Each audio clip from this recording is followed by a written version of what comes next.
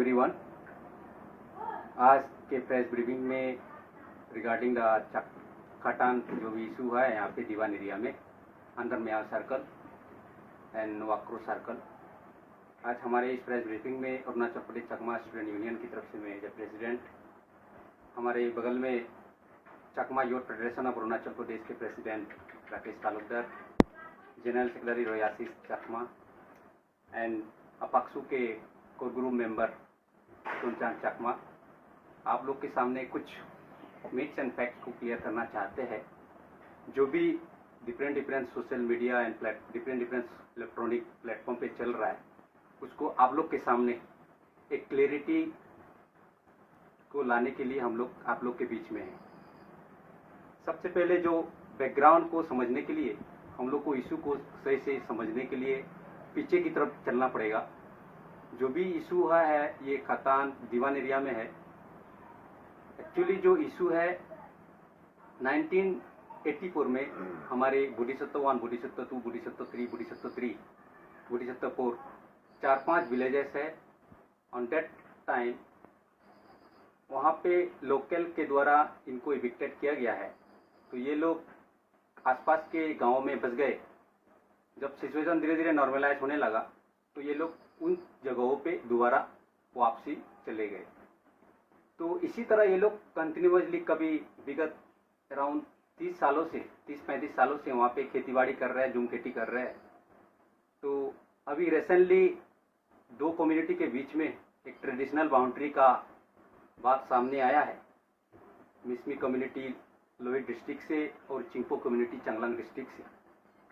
तो ये डिमार्केशन जो है इसमें एडमिनिस्ट्रेशन इन्वॉल्व था।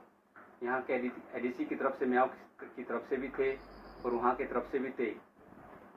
तो उस इशू को हम लोग जो समझते हैं एज पर द जो प्रोविज़न है उसके अनुसार नहीं हुआ है, क्योंकि ये जो इशू है, जो बाउंड्री डिस्प्यूट है, इंटर डिस्ट्रिक्ट डिमार्केशन है, वो पार्टिकुलर 2 कम्युनिटीज़ या 2 परिवार या 2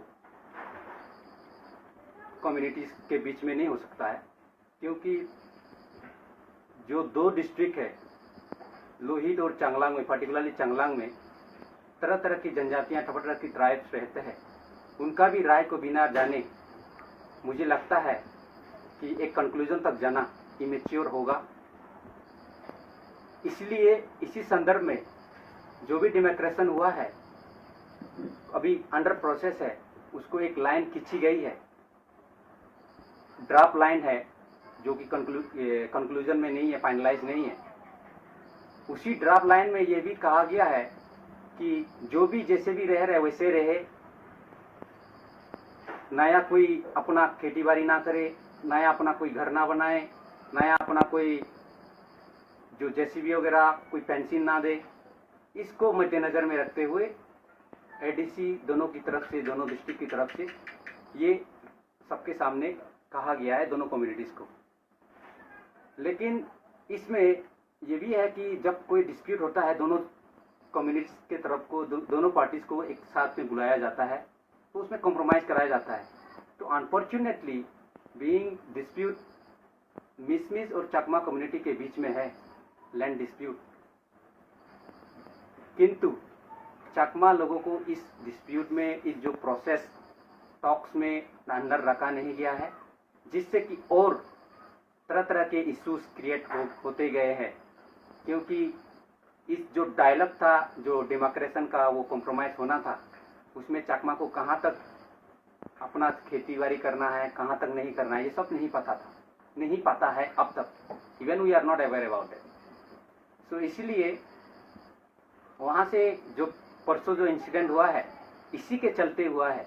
ये लोग जो चकमा लोग पहले से जो खेतीबाड़ी कर रहे थे वहीं पे कर रहे थे, जो अनफॉर्चुनेटली दोनों तरफ से, केवल मैं एक पर्टिकुलर कम्युनिटी को उंगली नहीं उठाऊंगा, हमारी कम्युनिटी की तरफ से भी गलती हो सकता है और मिसमी कम्युनिटी की तरफ से भी गलती हुआ है कि इन लोगों ने जहाँ पे अंडर प्रोसेस डिमार्केशन चल रहा है वहाँ पे इन्होंने जेसीबी चलाने की, जेसीबी की तरफ से पूरा लाइन खींचा है, फिर तामुल का पेड़ लगाने की कोशिश की है। तो ये सब होना नहीं चाहिए था। और बाद में एडमिनिस्ट्रेशन दोनों डिस्ट्रिक्ट की तरफ से जग गए, तो इस लॉ एंड ऑर्डर जो प्रॉब्लम इशू क्रिएट हुआ था उसको इन्होंने रोकने की कोशिश कर रहे हैं। अभी जो अभी कहा गया कि तरह तरह के सोशल मीडिया में चल रहा है, ये मैसेज गया है कि डिफरेंट प्लेटफॉर्म में भी कुछ लोग आमसू की तरफ से शेयर किया गया है, इवन आपसू को भी कहा गया है कि जो मैसेज है हमारी तरफ से कहना है, जो भी फेक फैब्रिकेटेड मैसेज था वो बिल्कुल बेबुनियाद है और ऐसा नहीं होना चाहिए था। इससे क्या होता है, दूरियां और बढ़ती है।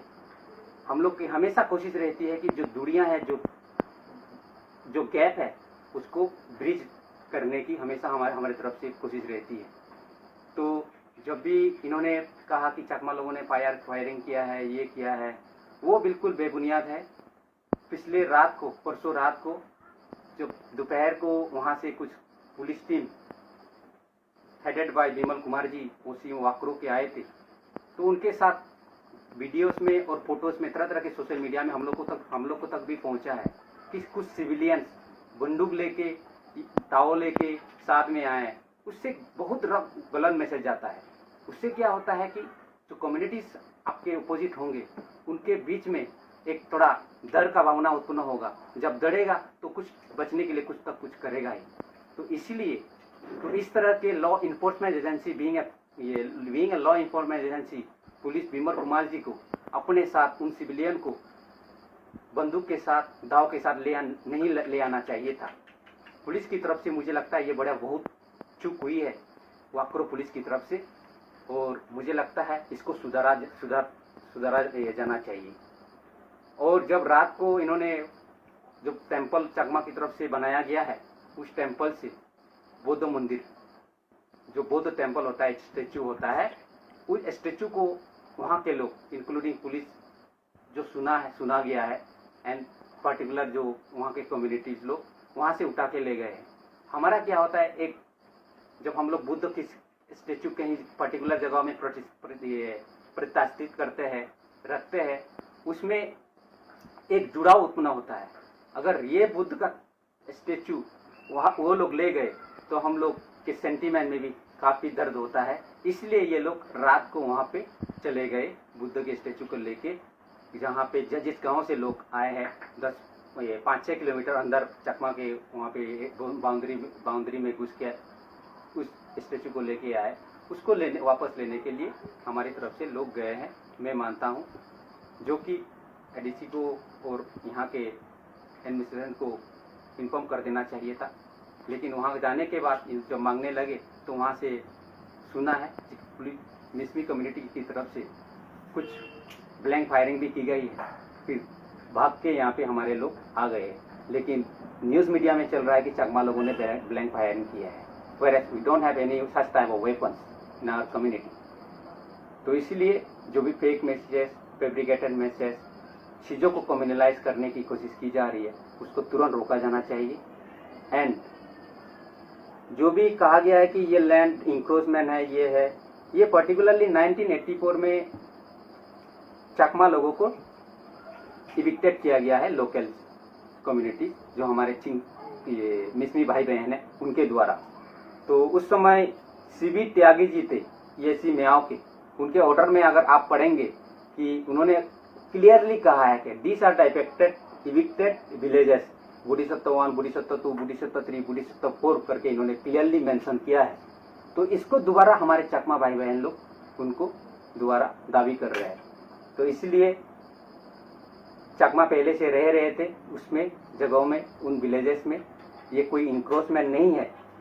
और जो भी डिमोक्रेशन होना चाहिए हमारी तरफ से, सरकार की तरफ से और पब्लिक रिप्रेजेंटेटिव जो होता है उनकी तरफ से होना चाहिए, न कि पर्टिकुलर 2 कम्युनिटीज की तरफ से, क्योंकि रूल के अनुसार ऐसा होता भी नहीं होगा मेरे हिसाब से। तो इसलिए इसको थोड़ा मद्देनजर रखते हुए दोनों एडमिनिस्ट्रेशन, पुलिस, इन्फोर्समेंट एजेंसी, ये सब थोड़ा सही सेंसिटिव तरीके से देखना चाहिए, रेडर देन कि इशू को और ज़्यादा बढ़ा चढ़ा के दिखाकर तरह तरह के सोशल मीडिया, इलेक्ट्रॉनिक मीडिया में इस तरह की फेक न्यूज़, फैब्रिकेटेड न्यूज़ को शेयर किया जाए और तरह तरह के उसमें पहुंचाया जाए। इससे क्या होता है कि बीच में जो कम्युनिटी के रिलेशनशिप होता है वो टूट जाता है। और आपस में कॉन्फिडेंस जो रहता है वो डिक्रीज होने लगता है, वो जबकि वो होना नहीं चाहिए। मैं अपने मुस्लिम भाई बहनों से यही दरख्वास्त करूँगा कि इस तरह का जो आंसू है पर्टिकुलरली हम लोग एक पॉजिटिव मैसेज हमारे लोगों को भेजना चाहिए, न कि नेगेटिव मैसेज। इससे क्या होगा कि जब पॉजिटिव मैसेज आप कुछ पॉजिटिव मैसेज भेजेंगे, हम खुद पॉजिटिव मैसेज भेजेंगे, उससे आपस में तालमेल और देश के लिए और राज्य के लिए हम लोग का कंट्रीब्यूशन देखा जाएगा।